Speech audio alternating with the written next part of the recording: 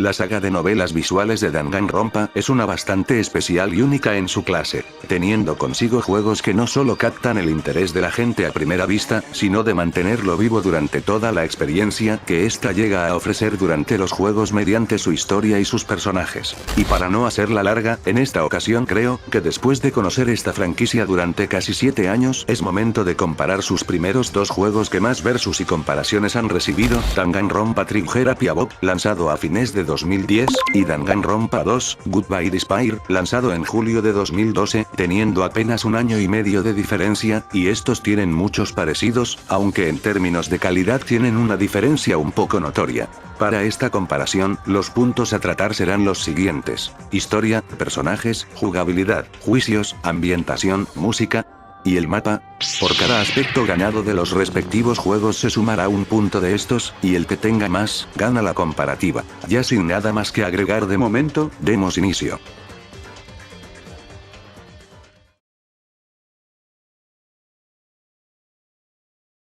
La historia del primer juego comienza con una pequeña introducción sobre el entorno principal que acecha del mismo. En este caso, se nos presenta a la Academia Privada Kibougamin, también conocida como la Academia de la Esperanza, un centro educativo demasiado privilegiado que escoge a los mejores estudiantes de todos los talentos conocidos, desde las más típicas hasta las más inusuales. Y en este momento donde se nos presenta a nuestro protagonista, Makoto Naegi, el cual al principio se nos dice que cuyo talento es el de ser el estudiante afortunado definitivo, puesto que su ingreso a la academia fue gracias a un sorteo que la misma organizó. Sin embargo, todo parece ir normal hasta que Naegi entra a la academia, donde las cosas comenzarán a tornarse densas y extrañas. Después de sufrir aparentemente un desmayo por causas desconocidas, este se levanta dentro de una clase vacía, y al salir, se topa con los 14 estudiantes restantes, todos teniendo talentos distintos, algunos más relevantes para la historia que otros, y después de presentarnos mínimamente a cada uno, reciben un aviso del director de la academia, donde este pide a los estudiantes reunirse al gimnasio. Y ahí, nos enteraremos que el presuntamente director de la academia es un oso de peluche llamado Monokuma, el cual tiene el mando total de la misma academia, y aquí empieza lo característico de esta franquicia. Según este, los 15 estudiantes fueron secuestrados, siendo atrapados dentro de la gigantesca academia, y que cuya única salida es graduarse, pero esta graduación es bastante peculiar puesto que, para lograrlo, un estudiante debe quitarle la vida a otro, sin ser descubierto en el posterior juicio escolar que se haría después de investigar asesinato tras asesinato. Y para comenzar tal hazaña, Monokuma hace un video motivacional para poder producir los asesinatos, lo que funcionaría puesto que los personajes después del video estarían horrorizados, por lo que en la noche, Sakaya Maizono, amiga de Naegi, pide intercambiar sus habitaciones por el miedo que ésta estaba sintiendo, únicamente para poder cometer el primer asesinato. Sin embargo, su plan fracasa y termina asesinada, y posteriormente Junko Enoshima también lo sería a manos de Monokuma por romper las reglas básicas. Se da el primer juicio escolar, donde juzgarán al culpable con las pruebas obtenidas durante la investigación previa. Durante todo el juego, Naegi será ayudado en su desarrollo emocional por Kyoko Kirihiri, la cual lo apoya durante las investigaciones de los asesinatos y posteriormente en los juicios escolares. Todo si bien marcha de mal a peor, puesto que a pesar de las distintas formas para que ya no se cometan asesinatos, estos terminaban ocurriendo por los caprichos de Monokuma, que durante los capítulos, este daba incentivos para que se producieran tales desgracias para nuestros protagonistas, desde lo más simple como lo es dar 10 millones de yenes, hasta cosas más oscuras como ver tu mayor soporte emocional hecho trizas. De igual forma, pese a ello, los personajes no se dan por vencido y superan toda la mierda que pasan durante la academia, hasta que llega un giro argumental bastante drástico. Junko Enoshima, la que vendría siendo la segunda víctima en el juego, es, en realidad, la mente maestra, la que controla totalmente a Monokuma durante todo el juego. Durante el último juicio escolar, explica que antes de que entraran a la academia, se había intercambiado las identidades junto con su hermana, Mukuro Ikusaba, la misteriosa 16ª estudiante que toma un rol importante en el juego durante los últimos 2 capítulos, razón por la cual, esta sigue viva pese a su supuesta muerte al inicio del juego. Y en efecto, en el mismo se nos da a entender que el mundo exterior está en ruina debido que, hace un año exactamente, ocurriría lo que es llamado en la franquicia como el suceso más trágico, más grotesco y más terrible de la historia de la humanidad, donde esta cayó en desesperación gracias a manos de Enoshima, Mukuro Ikusaba y los Ultimate Despair, el equipo principal detrás de los asesinatos mutuos. A lo largo del último juicio, descubrimos los principales misterios que nos da el juego, entre ellos el por qué estaban ahí, y el por qué estos no recordaban nada de aquella tragedia. Para resumir, estos padecían de amnesia, pero no una cualquiera, sino una que borra ciertos recuerdos específicos, en este caso, los recuerdos de la academia antes que se convirtiera en el lugar de los asesinatos, precisamente, un año antes de la tragedia. Todos menos Naeji caen en desesperación, sin embargo, una de las cualidades más atractivas, por así decirlo, de nuestro protagonista, es su gran optimismo a lo largo del juego, y bueno, tras unas palabras dirigidas a todos sus amigos, se nos da la explicación que en realidad, el verdadero talento de este es el de ser el estudiante esperanzador definitivo, venciendo a Enoshima y descubriendo el mayor secreto de la academia, el por qué estaban ahí y el por qué no recordaban nada. Y finalizando con un dilema sobre que la esperanza siempre saldrá adelante venciendo cualquier tipo de desesperación. La historia del segundo juego tiene una estructura un tanto similar, pero veamos. Esta empieza con la misma introducción de la Academia Kibougamin, pero presentando a otro protagonista, en este caso, un chico de nombre Hajime Hinata, el cual a diferencia de Naeji, este fue aceptado aparentemente como lo haría cualquier estudiante normal y no mediante un sorteo, sin embargo, este recibe el mismo desmayo que Naeji en el juego anterior incluso sin haber entrado, y al entrar en la primera puerta que se ve, se junta con los demás 15 estudiantes, que tienen básicamente las mismas preguntas, así que después de discutir un poco, de la nada aparece la que sería presuntamente la guía de nuestros protagonistas, una coneja de peluche llamada Usami, posteriormente llamada como Monomi, quien les dice a los demás que están, en realidad, en una excursión escolar en una isla tropical, el cual le da un ambiente más tranquilo y menos tenso que en el juego anterior. Después de presentarnos a cada uno de los estudiantes, recorrer la isla junto con Nagito Komaeda, y hablar de las distintas maneras para salir, sin embargo, el clima de la isla empieza a tornarse nublado y pues, en el monito sale una sombra muy familiar y por petición de este, que vayáramos al parque Haverwalk, y pues caballero no más, se van ahí. Y pues, después de discutir un poco, sale nuevamente Monokuma, el cual golpea fuertemente a Monomi, diciéndole que el hermano mayor era más fuerte que el menor, y pues básicamente ocurre lo mismo, el pánico abunda aunque en este caso, Togami, quien se autoproclama el líder, y bueno, para calmar la raja decide hacer una fiesta, y aunque al principio todo va bien, ocurre un inconveniente y bueno,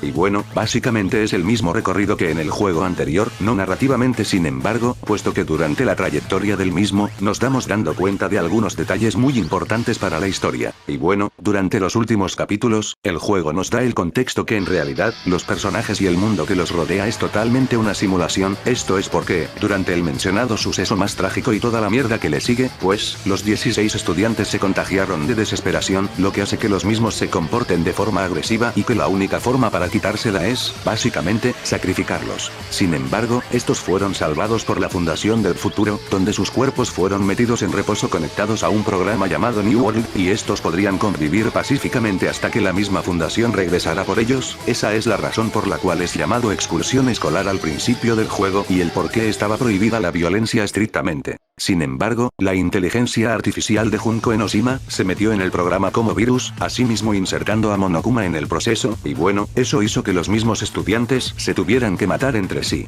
No obstante, durante el último juicio escolar, a mitad de este regresan Naeji, Kyoko y Togami para poder salvar a los 5 supervivientes usando el truco oculto para salir de la simulación, pero hay un inconveniente. Si deciden salir, volverán cuando estos eran conocidos como la desesperación definitiva, y los que murieron durante el juego no revivirán, encima con la posibilidad de perder sus memorias, pero al mismo tiempo, eliminando a Junko, preservando la esperanza en el mundo real. Y bueno, los protagonistas caen en desesperación, y, por un momento, deciden no escoger ni graduarse ni quedarse. Sin embargo, de un momento, Hajime tiene una especie de ilusión con los demás, pero especialmente con Chiaki, que sería Kyoko Kirihiri en este juego con el aprendizaje mental para nuestro protagonista, y pues esta le dice a Hajime que no permita que otras personas decidan su futuro, sino que él mismo debería crear el suyo. Y bueno, el mensaje es lindo y todo, sin embargo, ¿eso cómo le ayuda a nuestro protagonista en una situación como esta? Pues Hajime consigue el ultra instinto, le lanza la palabra futuro a todos así sin más, le convence al resto de escoger las dos opciones confiando únicamente en sus futuros. Usami aparece sin ninguna razón ni sentido considerando que esta murió en el capítulo anterior junto a Chiaki, derrota a Junko y Fin, se salvan.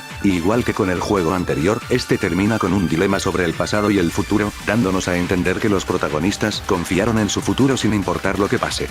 Ahora bien, voy a comparar el argumento de ambos títulos. Naeji sinceramente, entre todos los protagonistas de los juegos de Danganronpa, se podría decir que es el menos interesante, y al mismo tiempo el que tiene el desarrollo menos bueno, por así decirlo. El problema que conlleva este es que básicamente es de autoinserción para el videojugador en la historia, razón por la cual no lleva una personalidad muy destacable, siendo lo único visible en su personaje, es su optimismo, que tampoco es que sea tan resaltante sin embargo. Aunque, más que intentar ser un protagonista interesante y todo eso, el objetivo de este es más bien el de autoinsertar a videojugador en la historia, y para ello, el argumento utiliza un formato un tanto básico, donde empezamos desde lo más bajo y terminamos desde lo más alto, y su relación con Kyoko es una muestra de ello, aparte de que en la franquicia la historia está estructurada para tener un dilema que se desarrolla durante la misma, en este caso, es un dilema de la esperanza y la desesperación. Sin mencionar que en cada capítulo, hay una subtrama diferente el cual puede desarrollarse desde finales del anterior, distintos acontecimientos que suceden inesperadamente en la academia, y un giro argumental bastante largo que mantiene concentrado al videojugador en la historia por la sutilidad de esta. Claro, tiene una que otra subtrama vacía que no tuvo su tiempo para desarrollarse bien, como lo es en el capítulo 3, aunque tiene sus buenos méritos como en el 4 o 5. El final es regular, al menos se nos deja en claro los misterios principales del juego, asimismo nos deja una retrospectiva sobre las experiencias vividas en la academia, y aunque es algo surrealista considerando que la humanidad entera se fue al quinto carajo por una persona que apenas, y tiene un único talento para ese momento, pues, al final no es algo tan grave puesto que no es importante en ese aspecto. Goodbye Despire, sin embargo, presenta una trama más larga y compleja. Al principio empieza bien, aunque tomaba ciertas ideas de su predecesor, el inicio fue el impulso para crear una nueva historia, incluso mejor que en el juego anterior, puesto que gracias a las situaciones en el primer capítulo, arranca con una sensación emocionante junto a sus personajes y misterios por descubrir, sin mencionar que esta implementa tantas ideas para la historia, haciendo que tengamos muchas perspectivas sobre esta. Aparte, Hajime funciona mejor como protagonista, a diferencia de Naegi él sí puede transmitir el sentimiento de empatía desde el comienzo, sin mencionar que su desarrollo es más orgánico gracias a las interacciones con los demás. No obstante y desgraciadamente conforme avanza el argumento este trae altibajos durante la trayectoria, puesto que el juego ejecuta demasiadas ideas de forma apresurada, al punto que ni siquiera tuvieron tiempo para desarrollarse mínimamente, teniendo el pecado de hacerlo de forma tardía o peor aún, dejarlo para otros medios. Claro, como dije hay partes excepcionales donde las ideas funcionan, como lo es en el cuarto capítulo con el parque de atracciones y la subtrama de la estructura del edificio que está hecha para confundirte donde los personajes se quedan atrapados, o en el quinto donde sale a relucir la demencia de Nagito, donde este planea su propio asesinato para descubrir el traidor que estaba junto con ellos. Sin embargo, como dije estos casos solamente son excepcionales, la mayor parte del juego no se toma el tiempo para desarrollar bien sus subtramas y al mismo tiempo los juicios escolares, un ejemplo es el tan conocido capítulo 3 con el tema de la desesperasitis, enfermedad que trae comportamientos erráticos a algunos personajes y gracias a este se comete el tercer y cuarto asesinato, sin embargo al final este no llega a nada gracias al poco tiempo que se le dio, sumándole el hecho que su importancia es únicamente en ese capítulo, después no se le vuelve a mencionar ni siquiera en el final, haciendo que su lore se deje en el tan despropósito de Danganronpa 3. Y hablando del final, pues es mierda, puesto que ya si en el primero era surrealista toda esa trama de la tragedia, en este se vuelve incluso más irreal y cursi que en el anterior. Sin mencionar que todo lo que se construyó en el primer juego, todo eso de la tragedia y demás, se queda en un punto incompleto puesto que a diferencia de su predecesor, muchas cosas se quedaron en el aire, sobre todo la subtrama de Usuru, la forma alterna de Hajime que apenas y tuvo relevancia para la historia. Y bueno, el final concluye con la definición más exacta de un Deus Ex Machina. En este caso, la ilusión de Hajime con los demás, aparte de no explicarse exactamente qué es una ilusión en sí, cómo este llega hasta esos niveles de conocimientos superdotados gracias a simplemente una ilusión, sin mencionar el hecho que como este le empieza a decir la palabra futuro a todos como pasó con Naegi en el anterior con la esperanza pero sin razón, aparte, ¿por qué aparece Usami si se supone que esta murió en el capítulo 5? Todo ahí es literalmente un milagro conveniente y lo peor de todo es que en el mismo juego te lo dice tal cual, encima que la situación es tan cursi y exagerada al punto que es muy difícil tomárselo en serio porque los personajes se desesperan de una forma pareciendo hasta paródica, incluso para estándares de Danganronpa. Y eso que estamos hablando de Danganronpa. El final de B3 parece una obra maestra al lado de este. Con todo esto, le doy a este apartado a Trigger Bot.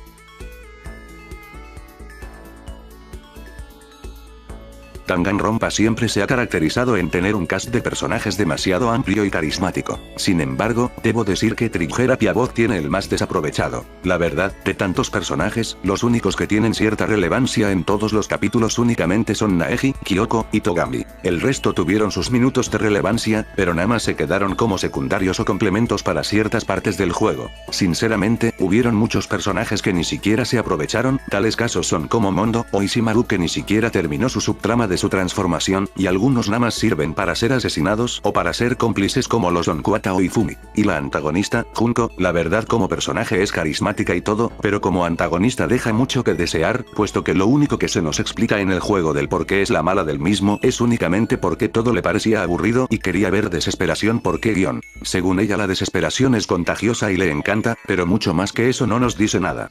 Goodbye Despair presenta al que es considerado por muchos, incluyéndome, como el cast más carismático y memorable que se haya hecho en la franquicia. Presenta a varios de los personajes más carismáticos, interesantes y extrañables, tales como Nagito, Chiaki, Gundam, Souda, Fuyuki y yo, Ibuki, y básicamente el resto del cast también están bien hecho. Las acciones y personalidades de estos nos hacen quererlos de cierta forma, llegan a ser más expresivos a comparación del primer juego, hay un mejor balance entre la relevancia de cada uno, y la verdad, los dos duos que hay entre Hajime y Chiaki, y Monokuma y Monomi están bien hechos y desarrollados gracias a la profundidad que se le dio en la historia, y un protagonista mucho más identificable, mejor presentado e interesante. Sin embargo, debo decir que al igual que en el juego anterior, se vuelven a cometer varios errores, como lo es el de cortar de la nada el desarrollo de varios personajes para poder implementar ideas que al final no llegaron a nada, y el mejor ejemplo sería el de Hiroko, donde su desarrollo iba decente al darse cuenta de cómo valora mejor a los demás, solo para ser asesinada por Mikan para poder hacer el tercer caso, que es uno de doble asesinato, y lo mismo ocurre con otros personajes como Ibuki, o la misma Mikan que mueren por la misma razón. No obstante, mayormente todo está bien en este aspecto, la mayoría de personajes que fallecieron cumplieron muy bien su rol, destacando la despedida de Nekomaru, Gundam, Nagito y Chiaki.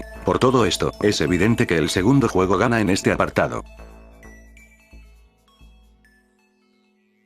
Hablando del apartado más importante de un videojuego en sí, para ser una novela visual, donde comúnmente tenés que comerte medio kilómetro de texto para hacer algo, Danganronpa tiene una jugabilidad más completa y variada para su género, aunque hay que admitirlo, la jugabilidad no es algo que destaque en este juego. No es que sea mala en cuestión, sino que más bien es una bastante simple, sin mencionar que es una bastante lineal haciéndolo un poco tedioso, eso y que se siente muy arcade el puntero para revisar los objetos y demás cosas en el juego. Los minijuegos, sin embargo, son lo más salvable del gameplay, al ser dinámicos y estar diseñados para que el videojugador pueda concentrarse más en la historia, pues la clave para resolverlos es prestarle más atención lo que dicen los personajes y recordarte si dicen algo erróneo o no. No obstante, esto pudo ser algo increíble cuando se lanzó considerando que es una novela visual, pero la verdad, la jugabilidad del primer título se ve muy superada por la del segundo, donde básicamente mejora todo lo anterior. Ahora el puntero es uno mucho más preciso pero al mismo tiempo cómodo, haciendo menos tedioso al apuntar hacia algún punto débil en los juicios o para detallar algunos objetos, se agregan más mecánicas interesantes, como el de darle la razón a algún personaje para que estos no se sientan tan inútiles en la historia. Los minijuegos ahora son más largos, dinámicos y completos, haciendo a la experiencia más disfrutable. Con todo esto, el segundo juego se lleva este apartado.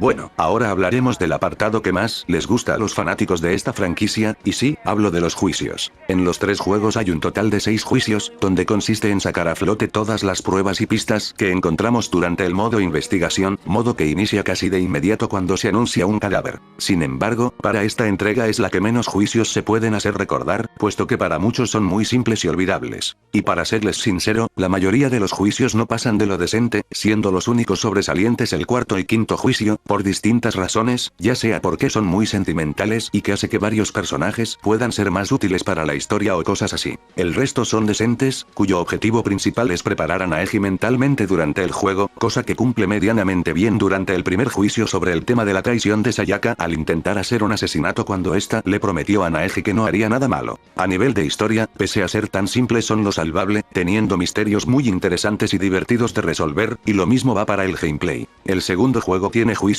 más largos y complejos, pero al igual que en el anterior juego, los únicos juicios buenos son el cuarto y el quinto, al ser tan épicos, sentimentales y dinámicos tanto en historia como en gameplay, sin mencionar que más allá de ser confuso en cuanto al modo de resolverlos por ser tan complejos, el cuarto para descubrir el verdadero diseño de la casa de uva y la casa de fresa y el proceso de asesinato que conlleva, y el quinto, descubrir quién es el asesino, cuando este último ni siquiera sabe que lo es, teniendo finales tan emotivos que nos dan más ganas de terminar el juego, siendo ambos juicios escenarios de los más difíciles de la franquicia, y sus estructuras están diseñadas para que puedas descubrir los distintos misterios, como si una guía indirecta se tratase, haciéndolos más disfrutables pero al mismo tiempo más desafiantes. No obstante, hay un problema, y es que, la mitad de los juicios de este juego se pueden considerar como de los peores escritos en toda la franquicia. Dejan ideas y huecos argumentales jodidos para la ocasión, se saltan demasiados pasos importantes para poder descubrir los misterios, como es el caso de saltarse la arma que se utilizó para asesinar a Hiroko en el tercer juicio, o implementar tantas ideas para concluirlas en uno solo de forma apresurada, tal y como se ve en el segundo en cuanto a la relación de Fukuyiko y Peko, y en el sexto en cuanto a descubrir la mamada esa de la simulación.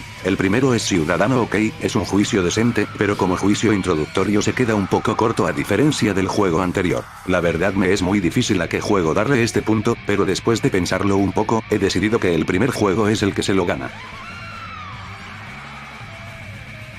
La ambientación también forma uno de los puntos más importantes para estos juegos, considerando lo que intenta transmitir con sus personajes. La atmósfera del primer juego tiene un estilo aunque caricaturesco y humorístico, representa muy bien el sentimiento de desesperación y pánico debido a los visuales que tiene la academia, permitiendo que los mismos videojugadores puedan tener empatía por los personajes y sus comportamientos gracias al ambiente tan incómodo que refleja el lugar, al estar encerrados, totalmente solos y siendo muy vulnerables a ser asesinados. Claro, tiene su toque surrealista y disfrutable, haciendo que la ambientación sea una mezcla de distintas emociones. El segundo juego tiene una atmósfera más abierta y libre, al poder explorar distintas zonas en una misma isla, teniendo un toque un poco menos desesperanzador con claras excepciones como en el capítulo 4, pero sin perder el toque videojugabilístico y el sentido de esta en la aventura, y pues básicamente lo mismo que con su predecesor. Básicamente ambos tienen una excelente ambientación que hace que la inversión en el entorno del juego sea recompensado de buena forma, sin embargo, considero que el primer juego tiene una mejor hecha, al representar mejor el sentimiento principal que se busca transmitir en los juegos de Danganronpa, en este caso, la desesperación.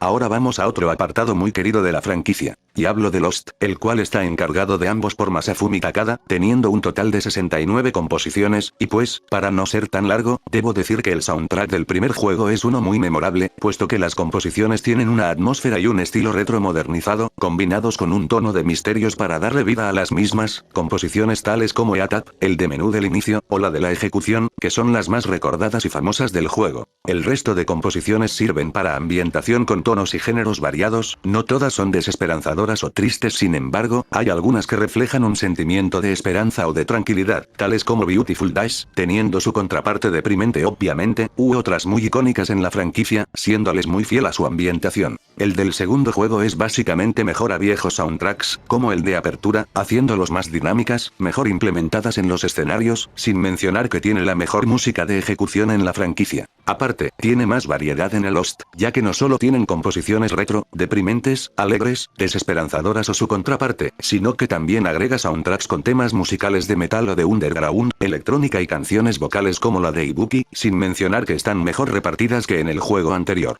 Con esto, el segundo juego gana este apartado.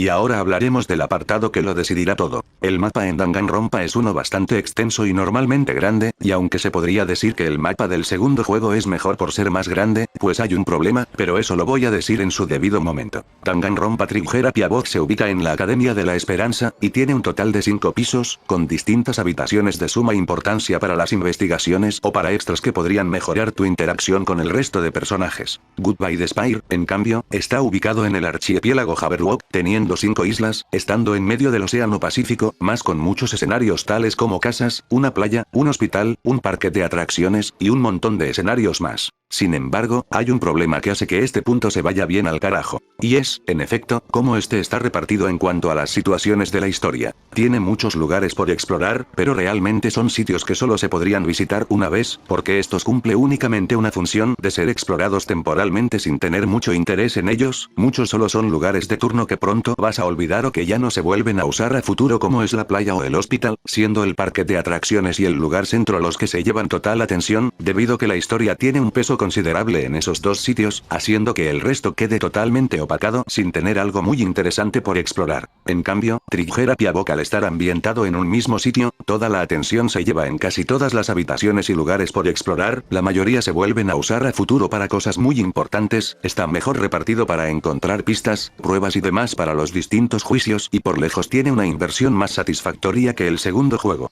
Y bueno, con esto ya es muy evidente que este último punto se lo gana Danganronpa Triggerapia Book, el cual lo coloca como el ganador de esta comparación.